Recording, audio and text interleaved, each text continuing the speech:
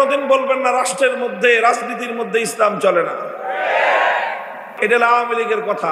যে আপনাদের নেতা ক্ষমতায় এসে সর্বপ্রথম কি করেছিল জানেন? বিএনপির নেতা যেই কাজটা করেছিলেন, সংবিধান থেকে ধর্মনিরপেক্ষতা বাতিল করে সংবিধানের শুরুতে বিসমিল্লাহ এনেছিলেন আর আল্লাহর উপর অবিচল আস্থা এবং বিশ্বাস যুক্ত করেছিলেন। কিন্তু ইদানিং মনে হচ্ছে যে বিএনপির অনেক লোকজন তাদের নেতার কথা মানে না। তারা এখন আওয়ামী লীগের ধর্মনিরপেক্ষ মতবাদের দ্বারা রাজনীতি করতে চায়। তো বিএনপির যে সমস্ত লোকজন ধর্মনিরপেক্ষ মতবাদের অনুসারী, তারা মূলত বিএনপি নয়, তারা আওয়ামী লীগের দোসর। বিএনপির নেতাদেরকে বলবো, এই আওয়ামী লীগের দোসরদের থেকে আপনার দলটাকে যদি বাঁচাইতে চান, দলকে যদি রক্ষা করতে চান, আওয়ামী লীগের এই ধর্মনিরপেক্ষতার দোসরদের থেকে দলকে মুক্ত করেন।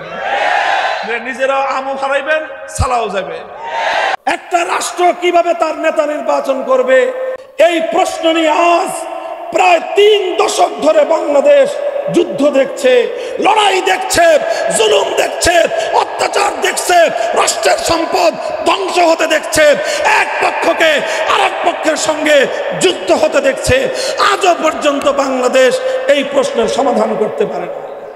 এত গুরুত্বপূর্ণ প্রশ্নের জবাব যদি জানতে চান, রাষ্ট্রের নেতা নির্বাচন করবার কি ফর্মুলা আছে? হিন্দু ধর্মের কাছে জিজ্ঞাসা করব, তোমাদের কাছে বলো, তোমাদের গীতা কি ফর্মুলা দিয়েছে? তোমাদের ধর্ম প্রণেতারা রামরা তোমাদেরকে কি ফর্মুলা দিয়েছে? গৌতম বুদ্ধদেরকে কি ফর্মুলা দিয়েছে? খ্রিস্টানদেরকে কি ফর্মুলা দিয়েছে? ইহুদিদের কাছে কি ফর্মুলা আছে? কোনো ফর্মুলা নাই। আমাদের কাছে জিজ্ঞাসা করো, নবী মুহাম্মদ আরবি ইসলামের জন্য, বিশ্ববাসীর জন্য নেতা নির্বাচন করবার কি ফর্মুলা দিয়েছে? জবাব আমরা দেব। শুধু ফর্মুলা দেয় নাই, বরং এমন ফর্মুলা দিয়েছে, ইসলাম প্রদত্ত নেতা নির্বাচনের, রাষ্ট্রপ্রধান নির্বাচন করবার যেই ফর্মুলা ইসলাম দিয়েছে, এর চেয়ে সুন্দর, এর চেয়ে নিরাপদ, এর চেয়ে উত্তম ফর্মুলা পৃথিবীতে আর কোনোদিন হতে পারে না। মুহতারাম হাজিরিন, কথাটা এই জায়গায় পরিষ্কার কথা। একমাত্র ইসলাম সেই ১৫০০ বছর পূর্বকালীন সেই প্রাচীন যুগীয় বিশ্ব ব্যবস্থায় যেমনি ভাবে রাষ্ট্র পরিচালনা সংক্রান্ত নীতিমালা দিয়ে রাষ্ট্র গঠন থেকে নিয়ে শুরু করে রাষ্ট্র পরিচালনা পর্যন্ত প্রতিটি বিষয়ে যেভাবে পূর্ণাঙ্গ এবং একমাত্র গ্রহণযোগ্য সমাধান দিয়েছে, ইসলাম ছাড়া অন্য কোনো আদর্শ, অন্য কোনো মতবাদ, অন্য কোনো ধর্ম আজ পর্যন্ত সেটা দিতে পারে নাই এবং কিয়ামত পর্যন্ত দেওয়া সম্ভব নয়। এটা শুধুমাত্র আমাদের মুখের গলার জোরের কথা নয়, এটা শুধুমাত্র আমাদের মুখের জোরের কথা নয়, এটা শুধুমাত্র নিজেদের মজমার মধ্যে, নিজের অনুসারীদের মধ্যে জোর গলায় বলা এক কথা নয়, বরং এটা আমি আবারও বলছি, সারা পৃথিবীর 700 কোটি অডিয়েন্সকে সামনে রেখে, পৃথিবীর সমস্ত ধর্মাবলম্বীদেরকে সামনে রেখে আমরা ওপেন চ্যালেঞ্জ ঘোষণা করছি যে তোমরা আধুনিক যুগের রাষ্ট্র পরিচালনা সংক্রান্ত একটা ধর্মীয় ফর্মুলা যার যার ধর্মের আলোকে প্রণয়ন করে সাবমিট করো। ইসলাম ধর্মের জন্য সময় নিলাম কেবলমাত্র 5 মিনিট, অন্যান্য ধর্মাবলম্বীদেরকে সময় দিলাম 5000 বছর। আলহামদুলিল্লাহ, 5000 বছর পরে যেই ফলাফল আসবে, যদি আল্লাহর জমিন, এই আসমান যদি অবশিষ্ট থাকে, টিকে থাকে, কিয়ামত যদি কায়েম না হয়, 5000 বছর পরে কি ফলাফল হবে সেটা আমি 5000 বছর আগেই ভবিষ্যৎবাণী করে যাই। ফাইল্লাম তাফালু ওয়ালান তাফালু, 5000 বছর পরেও ইসলাম ছাড়া অন্য কোনো ধর্মের পক্ষ থেকে আধুনিক যুগের রাষ্ট্র পরিচালনা সংক্রান্ত কোনো ফর্মুলা দেওয়া সম্ভব হবে না। আরো ভালোভাবে বোঝার জন্য বলি, এটা তো শুধু চ্যালেঞ্জটা করলাম, এটা শুধুমাত্র আমি জ্ঞানগত, বিশ্বাসগতভাবে কোরআন সুন্নাহর আলোকে আমাদের বক্তব্যের দাবিটা আমি উত্থাপন করলাম। এবার চলুন এই দাবির সপক্ষে আমি কিছু প্রমাণ নিয়ে আলোচনা করি।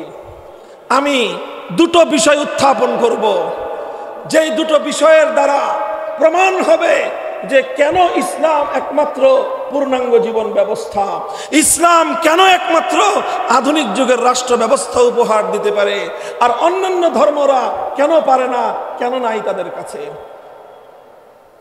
প্রথম দৃষ্টান্ত বলি, আজকে এটা চলছে হলো 2024 সালের, আজকে হলো 14ই ডিসেম্বর, অর্থাৎ এই বছরের আর মাত্র 15 দিন অবশিষ্ট আছে। এরপরে শুরু হবে 2025 সাল। এই 2025 সালের মিলেনিয়ামের যুগের এই সময়ে এসে সারা পৃথিবীর অত্যন্ত গুরুত্বপূর্ণ একটা বিষয়, গ্লোবাল নেটওয়ার্কের সবচেয়ে ইম্পর্টেন্ট ম্যাটার, সবচেয়ে গুরুত্বপূর্ণ সাবজেক্ট যেটা, সেটা হলো মানুষের অর্থনৈতিক ব্যবস্থা। অর্থনৈতিক ব্যবস্থা কিভাবে চলবে, মানুষের অর্থনীতি কিভাবে পৃথিবীর এক প্রান্ত থেকে আরেক প্রান্তের মানুষ ইচ আদার, একের সঙ্গে অপরের ইন্টারাকশন হবে, একের সঙ্গে অপরের ট্রানজ্যাকশন হবে, কিভাবে অর্থের লেনদেন হবে, কিভাবে অর্থের আদান প্রদান হবে, খুব গুরুত্বপূর্ণ একটা বিষয়। অর্থনীতি এটা একটি রাষ্ট্র ব্যবস্থার সবচেয়ে গুরুত্বপূর্ণ পয়েন্ট। যে কোনো রাষ্ট্রের সফলতার প্রথম বুনিয়াদ হলো অর্থ ব্যবস্থা। কোন রাষ্ট্রের অর্থনীতি যদি দুর্বল হয়, সেই রাষ্ট্র ব্যর্থ এবং ফল করতে বাধ্য। যে রাষ্ট্রের অর্থনীতি সবল, সেই রাষ্ট্রটা পৃথিবীর বুকে মাথা উঁচু করে দাঁড়াতে সক্ষম হয়। এত গুরুত্বপূর্ণ একটা বিষয় অর্থনীতিকে সামনে রেখে আমি জাস্ট শুধুমাত্র এতটুকু চ্যালেঞ্জ করি যে এই যে 2025 সাল আসছে, এই 2025 সালের যে কোনো একটা দেশ, ফর এক্সাম্পল বাংলাদেশ অথবা পার্শ্ববর্তী ভারত, ইন্ডিয়া, যে কোনো একটা দেশ এক্সাম্পল হিসেবে নিয়ে, দৃষ্টান্ত হিসেবে নিয়ে আমরা একটা কথা বলি, চলো 2025 সালে একটি রাষ্ট্রের বাজেট ধর্মের আলোকে তোমরা প্রদান করো। 2025 সালের বাজেট কেমন হওয়া চাই, সেই বাজেটে রেভিনিউ কালেকশন কিভাবে হবে, সেই বাজেট কোত্থেকে, কোন ফান্ড থেকে কতটা কালেকশন হবে, কোন খাত থেকে কতটা আসা উচিত, এরপরে এক্সপেন্ডিচার, সেই বাজেট কোন কোন খাতে কতটুকু খরচ হওয়া উচিত, কতটুকু খরচ হবে, এই সবগুলো বিষয় নিয়ে 2025 সালের যে কোনো একটা রাষ্ট্রের জন্য একটা বাজেট যদি আমরা চাই, আমরা প্রশ্ন হিসেবে রাখলাম, চাহিদা হিসেবে রাখলাম যে একটা বাজেট দাও। আমার এই চাহিদার উপর প্রেক্ষিতে আলহামদুলিল্লাহ ইসলামের পক্ষ থেকে কোরআন সুন্নাহর আলোকে যে কোনো রাষ্ট্রের একটা জাতীয় বাজেট প্রণয়ন করার জন্য একদিনের বেশি সময়ের প্রয়োজন নাই। আমরা বাংলাদেশের একটা জাতীয় বাজেট কোরআন সুন্নাহর আলোকে ইসলামী বাজেট প্রদান করতে সক্ষম।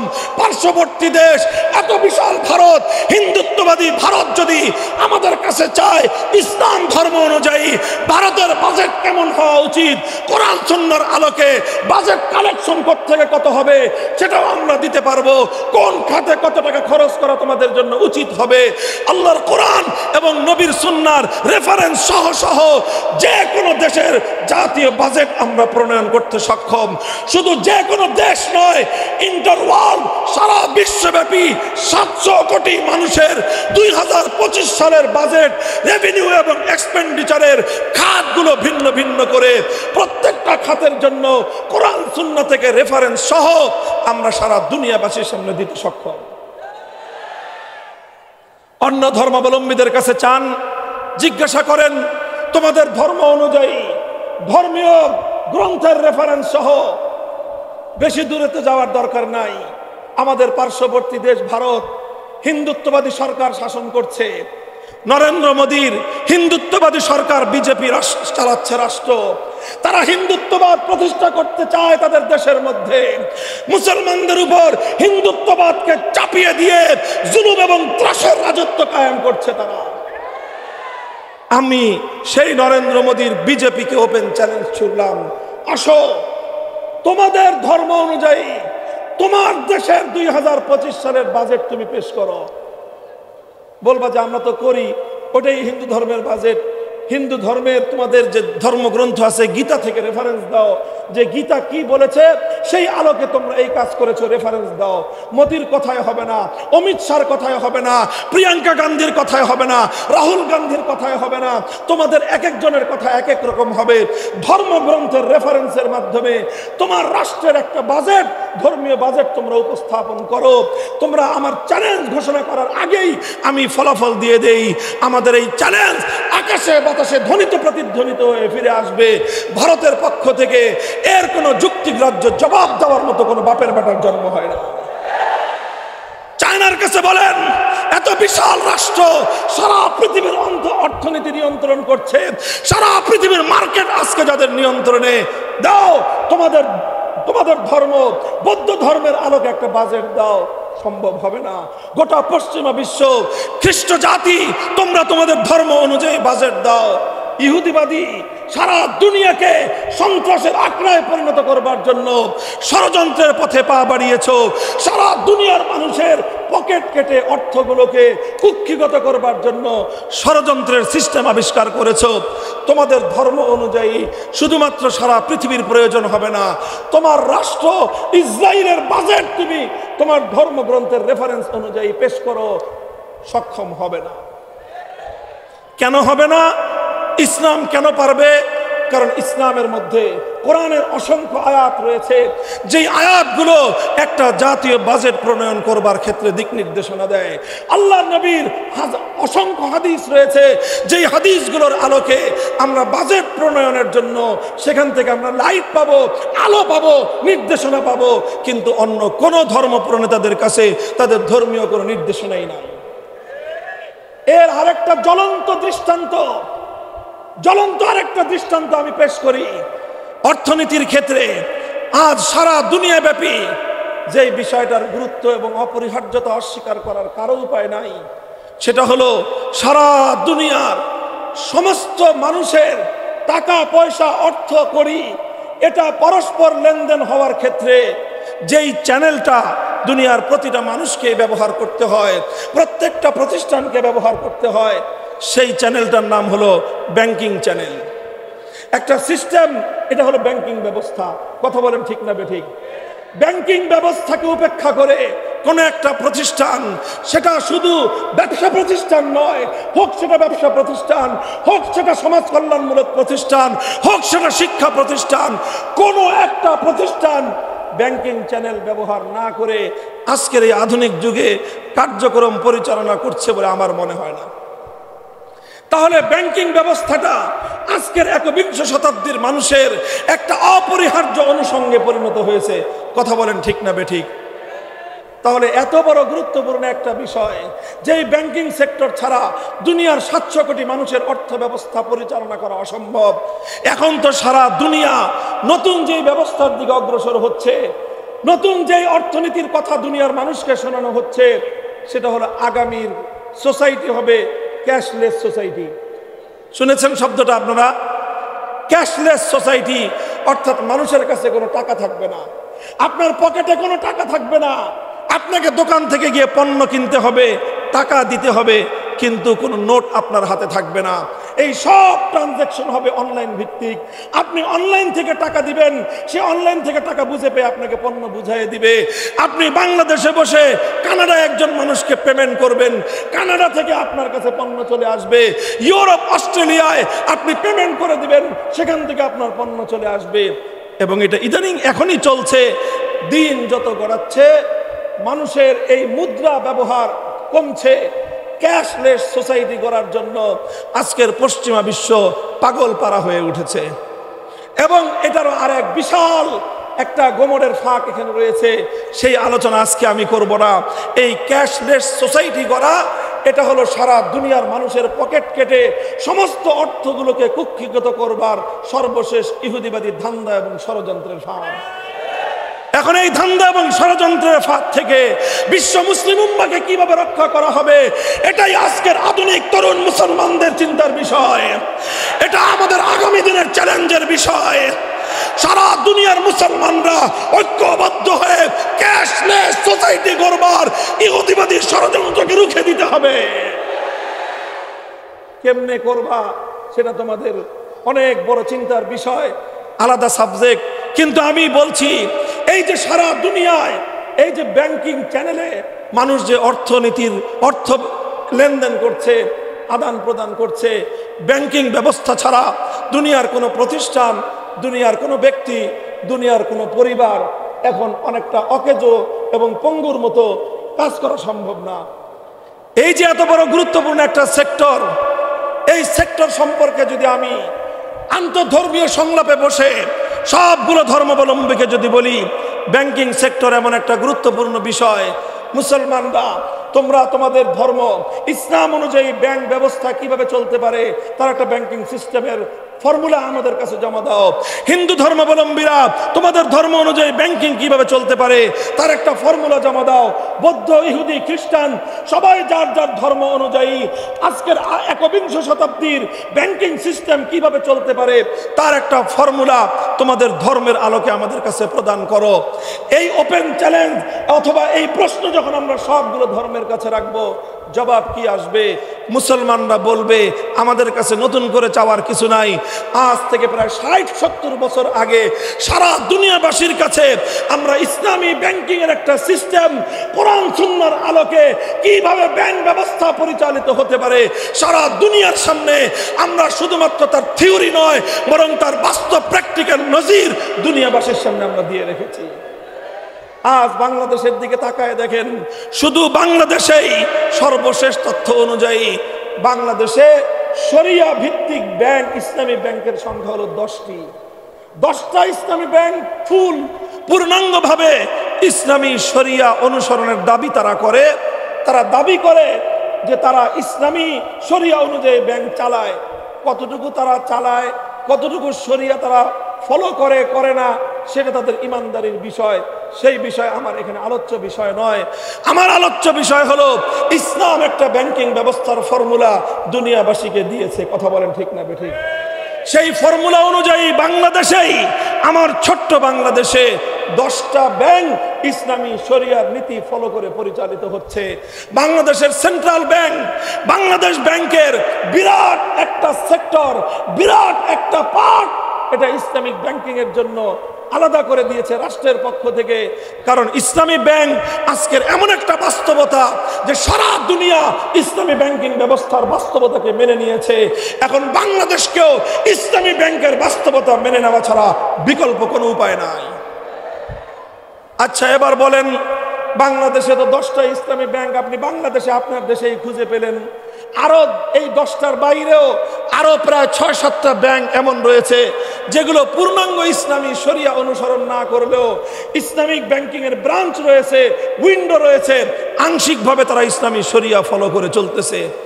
এই তো হলো ইসলামিক ব্যাংকের অবস্থা, যে 70 বছর ধরে পৃথিবীর দেশে দেশে ইসলাম ধর্মের মতে কোরআন সুন্নাহর আলোকে ব্যাংকিং ব্যবস্থার নীতিমালার আলোকে ব্যাংক শুধুমাত্র থিওরিটিক্যাল নয়, প্র্যাকটিক্যালি তারা পরিচালনা করে আসছে এবং দুনিয়ার 700 কোটি মানুষকে ব্যাংকিং সেবা দিয়ে যাচ্ছে। কথা বলেন ঠিক না বেঠিক? ইসলামী ব্যাংকগুলোতে অ্যাকাউন্ট শুধু মুসলমানদের? আরে বিগত সরকার তো এমন সিস্টেম করে দিয়ে গেছে, বাংলাদেশের সবচেয়ে বড় ইসলামী ব্যাংকে শুধু মুসলমানরা নয়, অন্যান্য ধর্মাবলম্বীদেরকে চাকরির ব্যবস্থা পর্যন্ত করে দিয়ে গেছে। তো সব ধর্মাবলম্বীদের অ্যাকাউন্ট খুলছে ইসলামিক ব্যাংকগুলোতে। অর্থাৎ ইসলামী ব্যাংক শুধুমাত্র মুসলমানদেরকে ব্যাংকিং সেবা দিচ্ছে না, হিন্দুকে ব্যাংকিং সেবা দিচ্ছে, বৌদ্ধকে ব্যাংকিং সেবা দিচ্ছে, খ্রিস্টানদেরকে সেবা দিচ্ছে, ইহুদিদেরকে সেবা দিচ্ছে। পক্ষান্তরে অন্য ধর্মাবলম্বীদের ব্যাপারে আমি বলবো, একটা বাটি চালান দেন। বাটি চালান বুঝেন? তুলা রাশি দিয়ে বাটি চালান দেন। শুধু বাংলাদেশ নয়, পৃথিবীর দক্ষিণ থেকে উত্তর মেরু পর্যন্ত সারা পৃথিবীর 157টা কান্ট্রিতে খবর নিয়ে আসুন। একমাত্র একটা ব্যাংক, এক পিস ব্যাংক নিয়ে আসবেন, হিন্দুরা হিন্দু ধর্মের নীতিমালা অনুযায়ী যেই ব্যাংকটা চালায় এবং সেই ব্যাংকের নাম হলো হিন্দু ব্যাংক। অথবা খ্রিস্টান, সারা পৃথিবীর সর্বদিক থেকে তারা এত উন্নত জাতি, সারা দুনিয়া জুড়ে একটা ব্যাংক দেখান যেই ব্যাংকটা খ্রিস্টানরা তাদের ধর্মগ্রন্থ ইনজিল শরীফের অনুযায়ী অথবা তাদের পয়গম্বর ঈসা আলাইহিস সালাম থেকে প্রাপ্ত হাদিসের আলোকে, ঈসা নবীর বাণীর আলোকে তারা তাদের ব্যাংক পরিচালনা করে। হাজার হাজার ব্যাংক লাগবে না, শুধু একটা ব্যাংক, খ্রিস্টান ব্যাংক দুনিয়াবাসীর সামনে উপহার দেন, বৌদ্ধ ব্যাংক একটা উপহার দেন, ইহুদি ব্যাংক একটা উপহার দেন। এইটা আমার চ্যালেঞ্জ। আমার এই চ্যালেঞ্জের ফলাফল আমি আগাম ঘোষণা করছি। আমাদের এই চ্যালেঞ্জগুলো ধ্বনিত প্রতিধ্বনিত হয়ে ফিরে আসবে, শূন্যে ঘুরতে থাকবে। চ্যালেঞ্জ গ্রহণ করবার মতো এই পৃথিবীতে ইসলাম ধর্মাবলম্বী ছাড়া অন্য কোনো ধর্মাবলম্বীর কোনো মায়ের গর্ভের সন্তান জন্ম নেয় না। তাহলে এবার বুঝেন, অর্থনীতি যেটা একটা রাষ্ট্র ব্যবস্থার প্রধান স্তম্ভ, সেই অর্থ ব্যবস্থার ক্ষেত্রে কোন ধর্ম অনুযায়ী জাতীয় বাজেট দেওয়া যায় না, অন্য কোন ধর্ম অনুযায়ী ব্যাংকিং সেক্টর পরিচালনা করা যায় না। অর্থনৈতিক কার্যক্রম পরিচালনা করবার জন্য অন্য কোন ধর্মের মধ্যে কোনো ফর্মুলা নাই, কোনো নীতিমালা নাই। থাকলে আছে শুধুমাত্র ইসলামের কাছে, থাকলে শুধু ইসলাম প্রদান করতে পারে, শুধু মুসলমানের জন্য নয়, জাতি ধর্ম নির্বিশেষে দুনিয়ার 700 কোটি মানুষের অর্থনৈতিক নিরাপত্তা আজ কেবলমাত্র ইসলাম দিতে পারে। এটা গেল অর্থনৈতিক সেক্টর। সরাসরি রাজনৈতিক ক্ষেত্রকে নিয়ে আমি কথা বলি। রাজনীতির মধ্যে অত্যন্ত গুরুত্বপূর্ণ একটা চ্যালেঞ্জ হলো লিডারশিপ ইলেকশন। নেতৃত্ব নির্বাচন পদ্ধতি কি হবে, নেতৃত্ব নির্বাচন কিভাবে করা যাবে, একটা রাষ্ট্র তার নেতা কিভাবে নির্বাচন করবে, এটা একটা গুরুত্বপূর্ণ প্রশ্ন। কথা বলেন ঠিক না বেঠিক? খুবই গুরুত্বপূর্ণ প্রশ্ন। একটা রাষ্ট্র কিভাবে তার নেতা নির্বাচন করবে, এই প্রশ্নটা কতটা গুরুত্বপূর্ণ বাংলাদেশের মানুষের চেয়ে এটা তো হারে হারে আর কেউ টের পায় নাই। এই কিভাবে রাষ্ট্রের নেতা নির্বাচন হবে, এই প্রশ্ন নিয়ে আজ প্রায় 3 দশক ধরে বাংলাদেশ যুদ্ধ দেখছে, লড়াই দেখছে, জুলুম দেখছে, অত্যাচার দেখছে, রাষ্ট্রের সম্পদ ধ্বংস হতে দেখছে, এক পক্ষকে আরেক পক্ষের সঙ্গে যুদ্ধ হতে দেখছে। আজও পর্যন্ত বাংলাদেশ এই প্রশ্নের সমাধান করতে পারে না।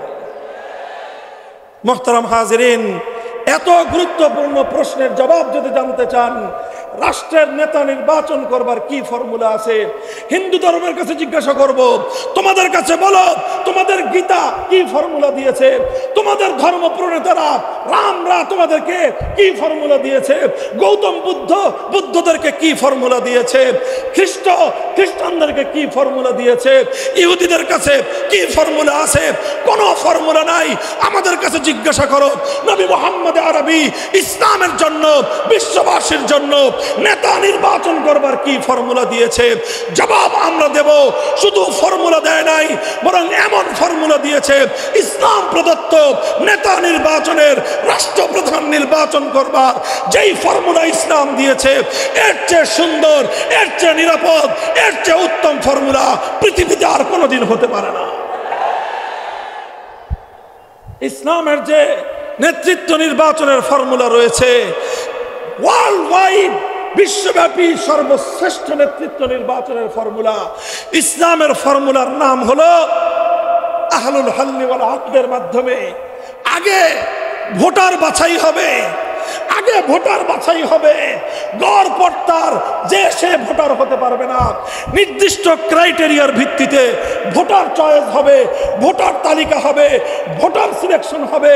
তারপরে সেই সকল ভোটারদের ভোটের ভিত্তিতে একজন নেতা নির্বাচিত হবেন। নেতা নির্বাচিত হওয়ার পর তার বায়াত হবে, বায়াত হওয়ার পর তার পরিচয় হবে তিনি খলিফাতুল মুসলিমিন, তার উপাধি হবে তিনি আমিরুল মুমিনিন, তার নেতৃত্বের পরিধি হবে পৃথিবীর এক প্রান্ত থেকে আরেক প্রান্ত পর্যন্ত 700 কোটি মানুষ এক নেতার অধীনে পরিচালিত হবে। এটাই ইসলামের দেওয়া বিশ্বায়নের ব্যবস্থা, সারা পৃথিবীকে নেতৃত্ব দেওয়ার ব্যবস্থা।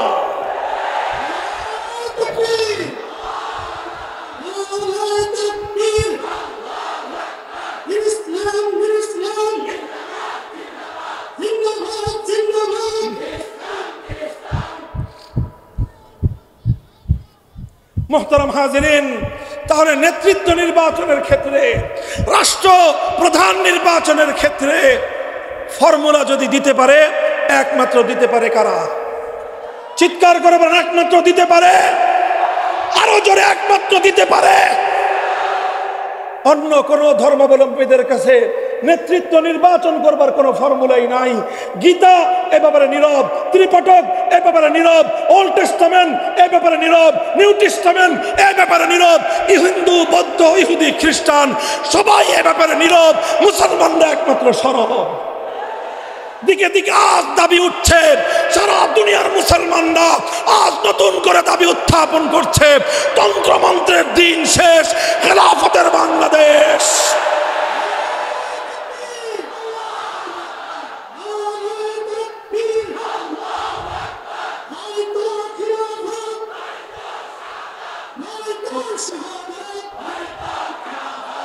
ইনশাআল্লাহ ইনশাআল্লাহ অচিরেই পৃথিবী সেই দিন দেখবে ইমারতে ইসলামিয়া থেকে দামেস্কের শাম পর্যন্ত সারা দুনিয়াকে নেতৃত্ব দিবে এক খলিফাতুল মুসলিমিন।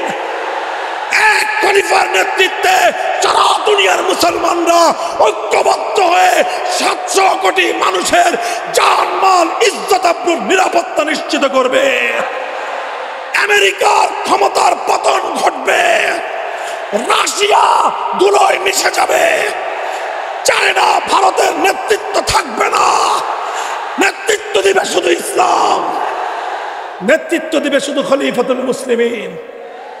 এক খলিফার কথায় আবার সারা পৃথিবী উঠবে আর বসবে। ইনশাআল্লাহ আমরাই আমাদের জীবদ্দশায় সেদিন দেখে যাব ইনশাআল্লাহ। প্রস্তুতি নাও, প্রস্তুতি নাও, কথা বলেন, প্রস্তুত আছেন তো? তবে শুধুমাত্র স্লোগান দিয়ে হবে না, শুধু স্লোগান দিয়ে হবে না। আল্লাহর জমিনে আল্লাহর খেলাফত কায়েম করবার জন্য তোমাদের প্রত্যেককে প্রস্তুতি নিতে হবে, ঘাম ঝরানো মেহনত করতে হবে, চোখের অশ্রু দিয়ে আল্লাহর সাহায্য চাইতে হবে। এরপর খেলাফত কায়েমের জন্য সমস্ত তাগুত আর জাহিলিয়াতের কবর রচনা করবার জন্য শহীদ ঈদগাহে জমায়েত হতে হবে।